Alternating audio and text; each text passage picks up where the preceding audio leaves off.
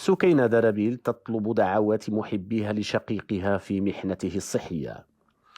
طلبت الفنانة المغربية سكينة درابيل من متابعيها وأصدقائها الدعاء لشقيقها الذي يمر بفترة صحية صعبة. وفي رسالة مؤثرة نشرتها عبر حسابها على انستغرام يوم الثلاثاء الماضي قالت: محتاجة دعواتكم أحبابي وأصدقائي لأخي الصغير، محتاجكم بزاف والله يشافيه ويرجع لنا لصحته. وقد أظهرت درابين من خلال رسالتها قلقها الكبير على صحة شقيقها، معربة عن أملها في شفائه القريب دون أن تكشف عن تفاصيل مرضه. يذكر أن سكينة درابيل قد نالت إعجاب الجمهور في الموسم الرمضاني الفائت من خلال دورها في السلسلة الكوميدية ولذيذة في جزئها الثاني، حيث جسدت شخصية عروبية. قبل ما تخرجوا ما تنسوش تابوناو في لاشين يوتيوب وتبارطاجيو لا فيديو مع صحابكم في مواقع التواصل الاجتماعي.